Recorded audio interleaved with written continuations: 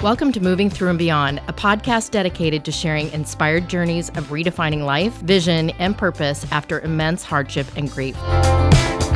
My goal with this podcast is to give you hope and to let my guest journeys inspire you to make the choice to keep looking up. I'm your host, Carey Conley. Hi, everybody. Thanks for listening to this episode of Moving Through and Beyond. I get the honor to bring people into the studio live when they're here in Scottsdale, Arizona, that are friends of mine, rock stars in their industry of what they're doing, all the things. And one of those people is Lindsey Schwartz. I've been trying to get you here for a long time. And today's the day. Today's the day. I am so excited you're here, Lindsey. You've done so many amazing things in a short span of time. I've been following you literally since I got here to Arizona and heard about your first Powerhouse event, which I want you to talk about. But I want you all to know that Lindsey's superpower is growing big, engaged, moving forward communities, and her community is called Powerhouse Women, and she runs big events that I want her to talk about too. So I asked her today to come and talk about her journey and what she's been through, because as entrepreneurs, we go through a lot, and there's a lot we don't talk about until we start sharing some of our stories with other people so that they will move through that and keep going. So I would love to hear your history of how you even stepped into doing all this.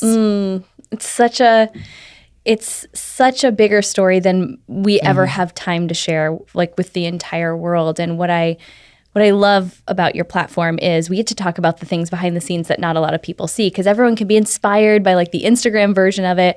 But the truth is that even the origin of Powerhouse Women came on the other side of me really facing my own inner struggles, struggles with my confidence, struggles with imposter syndrome, like who am I to be doing this? And little by little, because we can go so much deeper into all of those, as I stepped into really just being willing to face those, but not just face them, share them out loud as I was going through them, and make other women feel like they weren't alone, like they weren't the only one who feels like they had no idea what they were doing building these businesses. I realized that it actually made people want to lean in more. And I think that's the fear, is we feel like if we share the vulnerability, if we share the pieces that we don't have all together, that it's actually going to push people away or take away our credibility. But it actually built mine. Because it also was just this permission for myself to not have to be perfect. To just show up and be whoever the most authentic version of myself was at that moment. And I was in their shoes. I'm building a business. I'm figuring this out as I go and taking on my own mental blocks. And it's built this really beautiful community and conversation of women who are ambitious and they're driven and they know they're meant for more. But oftentimes, I think those of us that have the really, really big vision, and you love the vision conversation as much as I do, are almost susceptible to like just as big of on the side of the mindset blocks and some of the things that we use to keep ourselves small. I love that you're talking so much about people leaning in when you start sharing your being transparent, right? I learned that a long time ago in my first business in network marketing. I had a big team of people. And at that phase of my life, I was very, very focused on looking like I had it all together. Right? It's exhausting. It is exhausting. And I had a huge wrong decision that I made.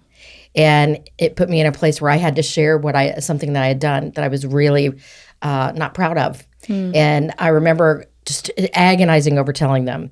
And one of the women, I called her and I said, I have to tell you, this is something that has happened to me. And I have to let you guys all know it. And I remember going, oh, thank God. We were starting all think you walked on water, and we can't do that. We can't follow that. And so without knowing it, thinking that I had to have it all, look like I had it all together to be a good leader, really what they needed was somebody to come up alongside them and say, hey, I'm going through some struggles too. And then they really started listening to me and going, okay, maybe she's got it figured out. But it's so incredible, especially in the world we live in right now. And you and I both have a huge heart for young adults that they see that, you've got to just step out and share what you're going through. And I think especially when we're leading others and, we all have influence, whether we have influence officially as part of our job title or we just have influence over the people around us. I think realizing that, everyone is going through their version of something, and it it not only helped me get unstuck, start to move towards some of these big things that I wanted to be doing, but it made me realize that maybe the thing that I thought made me inadequate was going to be the thing that gave me the permission to make an impact. Right. Like, I could actually relate to people so much more by sharing that I still struggle with confidence. I still don't, I wake up and I doubt myself, or I wonder if I'm ever going to get there, wherever there is. Yeah. And the more I've shared that, the more I feel less stuck by it. But the more I've realized it gives other people permission to just keep moving forward too, Especially because if you Google her, you guys, which I highly recommend you do. I don't even know if I've Googled myself. That's kind of scary. I haven't done it either because I don't want to know what you see there, but that's not true. I know what's there.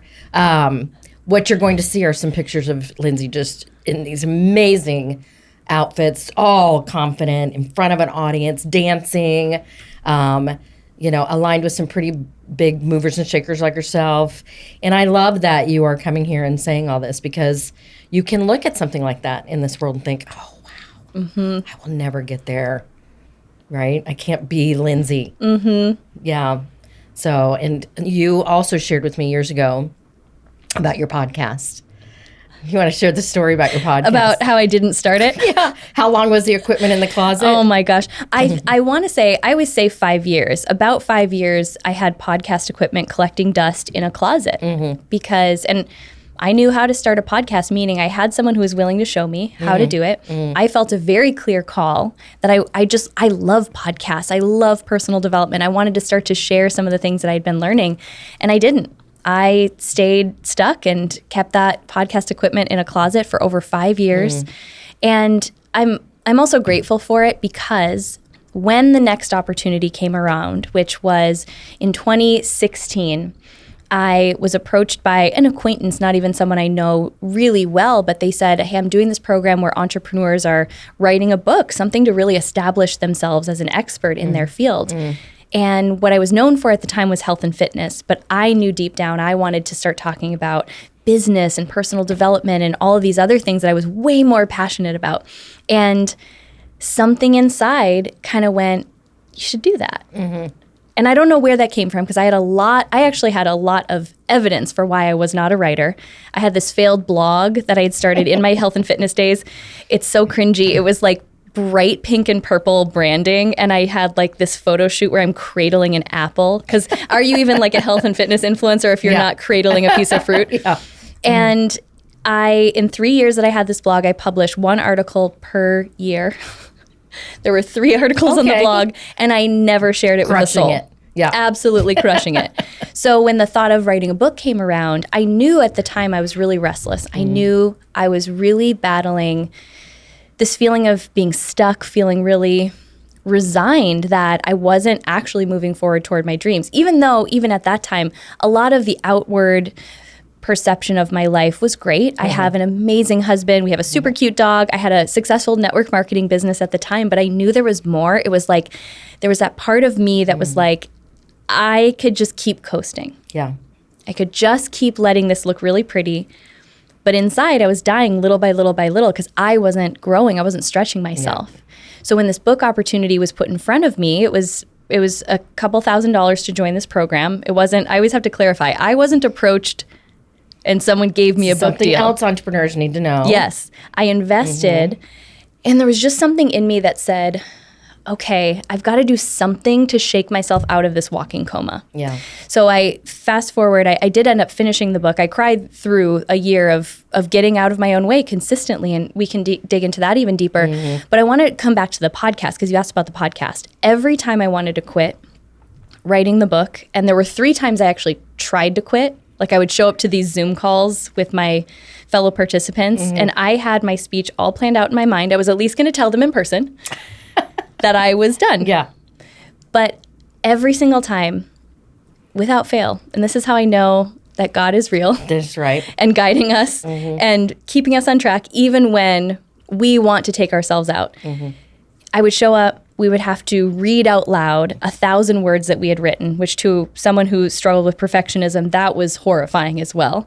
And every time, I remember being so pissed, someone would say, Lindsey, I need your book. I needed to hear that today. That helped me so much. And then I would go back to, well, wait a minute. I already knew how it felt to have that podcast equipment and never launch the podcast. Do I really want to add now a book to that list of things that I was really excited about until I wasn't? And the truth was I was getting uncomfortable and I didn't want to see it through to the other side. Yeah. And in that moment, this is why I think it's so valuable to even honor the parts of our story that we're not proud of, because that isn't necessarily a part I was proud of, that I had never launched the podcast. I had a lot of shame around it. Yeah. But in that moment, it was the thing that kept me going, because I would anchor it back to, I already know how it feels to quit. Yeah. What if I just finish? What if I just finish this? Never in my wildest dreams did I believe that it was going to turn into this community and this event. I, at that point, just wanted to finish the book to show that I could.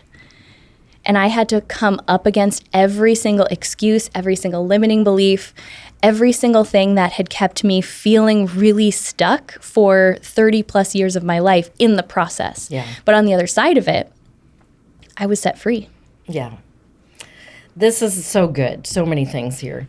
Crying through it, feeling the emotion, doing it anyway. Almost every podcast I've interviewed today, Lindsey's had common denominators, and that's been one of them, where they felt the pain, but they moved through it anyway because they knew they had to, and making a choice to do that. And yeah, God, common denominator, all of them. And I think, again, so many people need to know. I had totally forgotten about your I'm looking for the word stint in network marketing. Yeah. That's not the word I'm looking for. But do you feel like that was a springboard into doing what you're doing now? It was, in a lot of ways. Yeah. I came from the Midwest. I grew up in Wisconsin. Didn't know an entrepreneur. Never met one. Yeah. I think looking back, I actually was surrounded by some entrepreneurs, but never anyone that it connected the dots for me that there were other options beyond working a job. So I was hired by a company right out of college. I was like top of my class in sales or something. So I sold commercial flooring. Okay, yes. Very sexy. And my company car was a minivan at 24 years old. Yep. And it was like, seafoam green, hand-me-down minivan. But I did not care. Listen, I had a free car. It was paid for, free gas. I will take it. Yep. And in that journey, once I got through my training and, the kind of like launching me out into the world to have my own sales territory, all of a sudden 2008 hit. Just as I was coming off training. So here I was in the commercial construction industry. Arizona was hit pretty hard, and I was lucky that I never actually was laid off. I never lost my job, but I watched people my age left and right be out of work and not be able to find work. So it was that first time that I just had a new thought. And that thought was, well, I wonder if I could just start something of my own just to have it as a plan B. And that's how I found my way into network marketing. No preconceived notions. I was kind of like the easiest sell once I got it. Yeah. But what I'm so grateful for about that industry was it's really what introduced me to personal development. And I'll never forget walking into my first conference. The conferences are really powerful. And I was like, these are my people. Like, where have they been? That's exactly what I thought. Yes. I called my husband after the first conference at lunch. I said, I have found my planet of people. They were happy. Yep. They were talking about growth. Now, contrast that to the commercial flooring industry. Very different. Yeah. Very different. So especially that contrast and having it be, I've always been very type A, very much an achiever.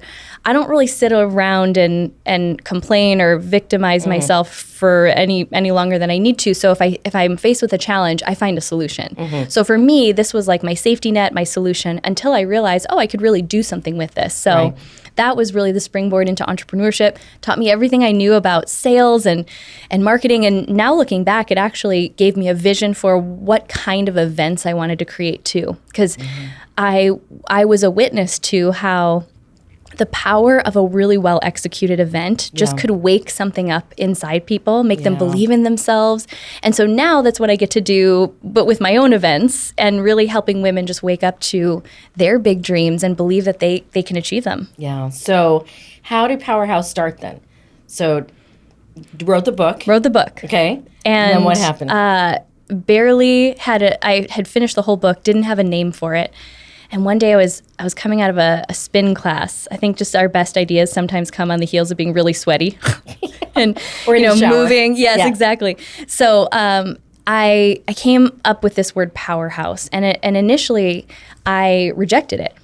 That would not have ever been a word that I would have used to describe myself. I felt very much like the connector, like the girl next door, like the one who you could easily befriend. But the word powerhouse had a different energy to it. And I think what I didn't realize at the time is it was an energy that I was starting to connect with inside myself. It was in there. I just had it like it was this future goal that once I achieved X, Y, and Z, then I could call myself that. So the book kind of became this way to reclaim that word and show the other women I was writing it for, that you don't have to become something else. You don't have to achieve something else in order to be a powerhouse. It's really in you, the power to create. And so the publisher said, well, you should do a book launch event. And I was still very much in this point of my own journey that holding space, like really standing in my own power and having a lot of tension on me was really uncomfortable, if I'm being honest. So the truth is the event became about this bigger conversation, mainly because it petrified me to think about having an event that was just kind of all about me. And now, girl, you're crushing it in the event space. But it's beautiful because I think that's always what it was supposed to become. Right. And the book wasn't about me, so why would the event be about me? And I remember we had it at a place not far away from where you and I are sitting right now. And I'll never forget just the feeling that day watching 100 women showed up. I didn't know most of them. Still to this day could not tell you how they found the event, how they knew about it, maybe through our speakers. But I just remember that feeling of, I want to do this. I want to feel like this more often. And then it took me a few months before I committed to doing another event and still really wasn't sure what it would become. But about 2.5 years in, I was like, okay, I really want to do this. I want to make something, like really do this, really commit and leave the other, business behind and, phase out of that. And it's just been such a wild journey, and I'm still learning and evolving right now. I mean, there's still every single day things that are uncomfortable, decisions I have to make, people I have to disappoint in order to stay true to the vision. But in the process, what's so cool is what I've really overcome and worked through are these limiting beliefs and patterns, and the person I know myself as now today. Is someone who I'm just really proud of. And I couldn't have said that to you 6 years ago. I love that. I think it's so important that you are really talking about how you always had it in you. You just had to start believing it and stepping into it. And working through a lot of, imposter syndrome, doubt, fear, what if this, what if that.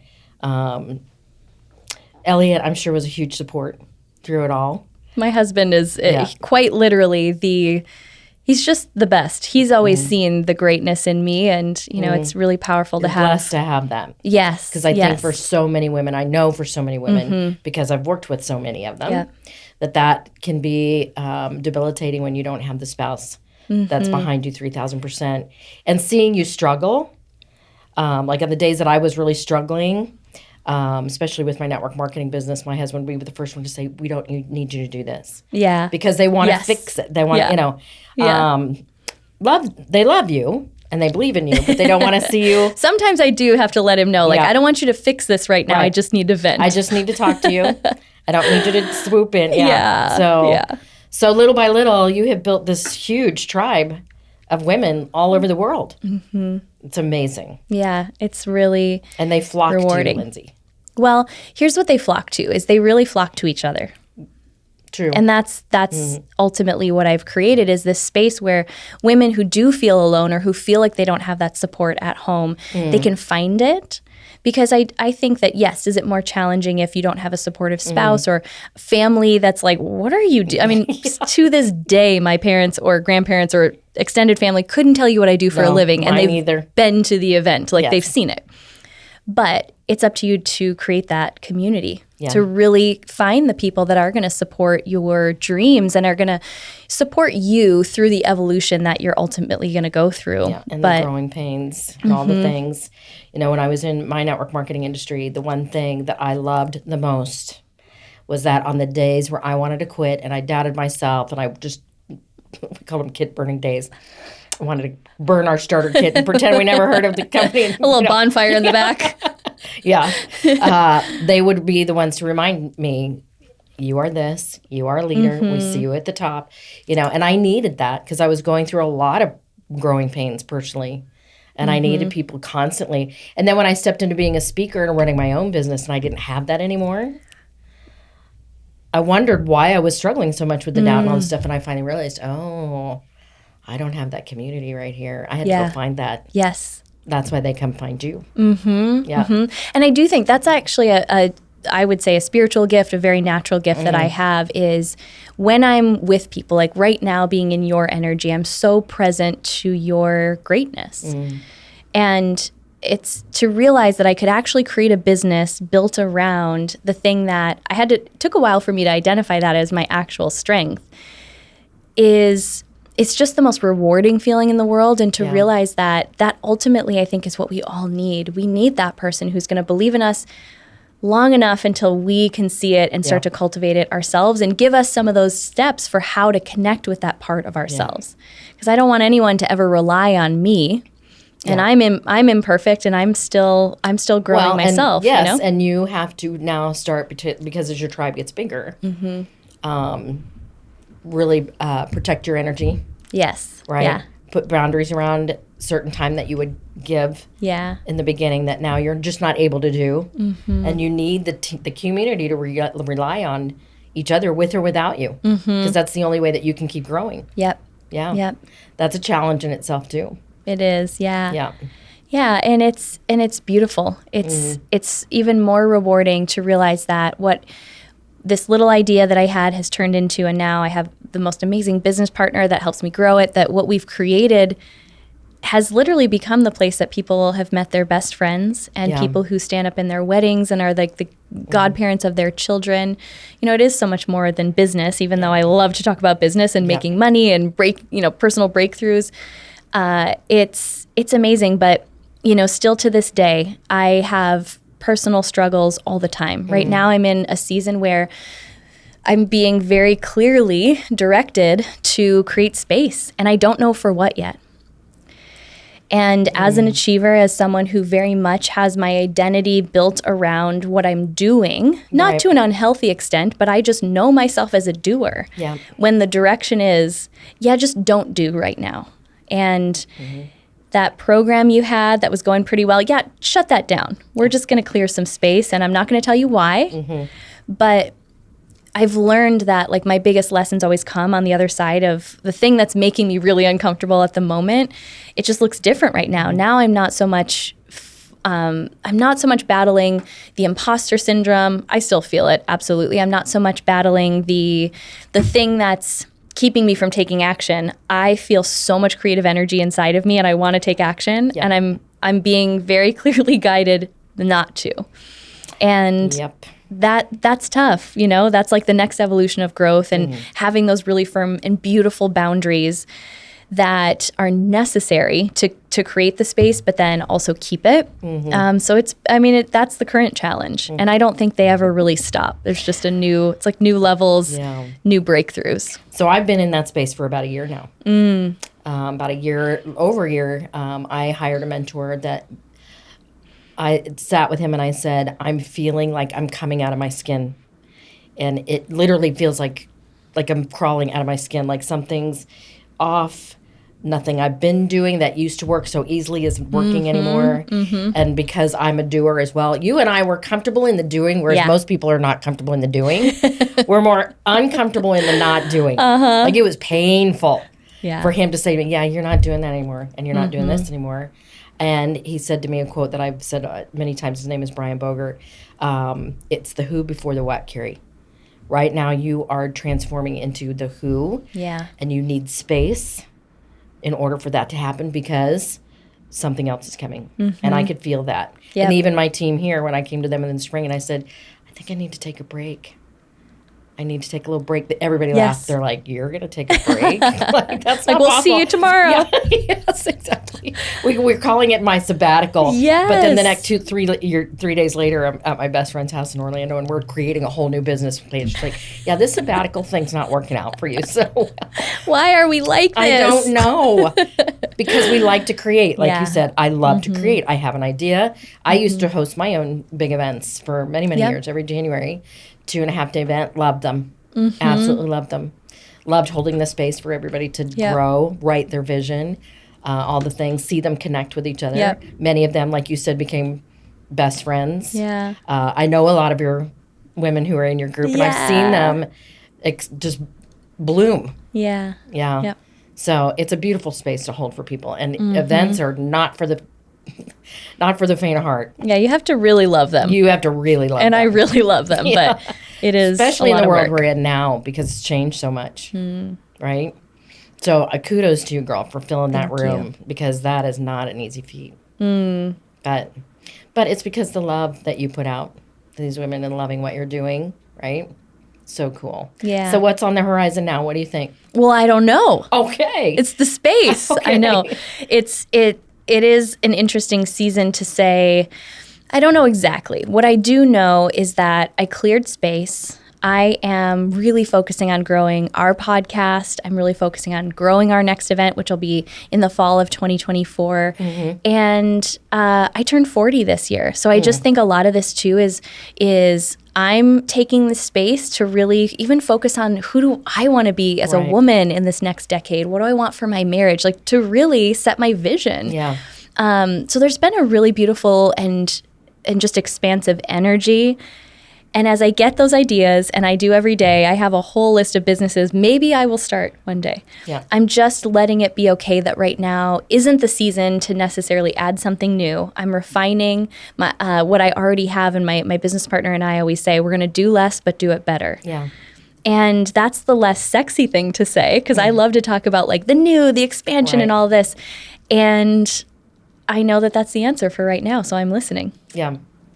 Well, that's awesome. Yeah. And you have a fun husband to hang out with. And He's do that so with. much fun. Yeah, he is. Well, and he's an entrepreneur now. Yes. Which that has also brought an interesting dynamic into our world. So just really having more space to support him and get behind him and not try to control everything he does. You know, as someone who has gone before and I feel like I know the way, I have to like leave space for him to learn the lessons himself. Yes. Yeah. So it's been a big season of change, but beautiful growth and expansion in the Schwartz household. And we'll see. We'll have to do a recap next year where this all led. I can't wait to see that. So you've given us so much great advice today, Lindsey. So if especially if there's young adults listening right now, if there's one piece of advice that you want to give them that they're working through some of the things that we talked about, self-doubt, fear of failing, feel of perfectionism, that's a huge thing in that age group. What would you tell them right now? And we didn't really get into this, but ultimately, this is actually really important to say. What built my confidence, what helped to strip away some of the imposter syndrome, even helped me work through the perfectionism, was making and keeping promises to myself. And that's ultimately what transformed in writing the book is I made a promise to myself to keep writing and at least to finish it. And then I broke that down into, well, this week I'm going to write this many words. Okay, good. And I did cry through it. And there were a lot of times where I felt really uncomfortable, especially if I had to like share that writing with someone and I felt like it wasn't perfect yet. But what ultimately transformed was making that really big promise of just finishing the book and keeping it. Because I started to know myself as someone I could trust. And I realized that that was ultimately the foundation of this confidence that I wanted. So really look at where are you right now breaking promises to yourself, and how is that impacting your confidence? Because anytime I'm feeling a lack of confidence, I can usually find the root of it somewhere in there. As I said I was going to, walk 5 days a week or go to the gym this many days a week, and I haven't done that. I haven't actually set myself up with a plan to do that. So no wonder that's starting to seep into my business and I'm not feeling as confident. I'm not showing up on camera as much. And it's so simple, But usually when I am feeling any sort of like self-doubt or lack of confidence, I can reconnect with it there just by really looking at where am I making and keeping promises to myself. That's so good. Because at the end of the day, I think it would help if you told one person that what you're doing, promises, so that you have an accountability partner. Absolutely. But I think that scares people to death. Absolutely. Well, and I mean, going back to the book, I was financially invested and I was supported by a group of other people who were in it with me. Right. And that combination ultimately is what got me to finish and see it through. Because if I were just doing it for myself, it would never have happened. Yeah. I love Sometimes you got to know. Love that, because you're building that trust in yourself, even if you didn't have that community in that, because that changes. You know, your associations change.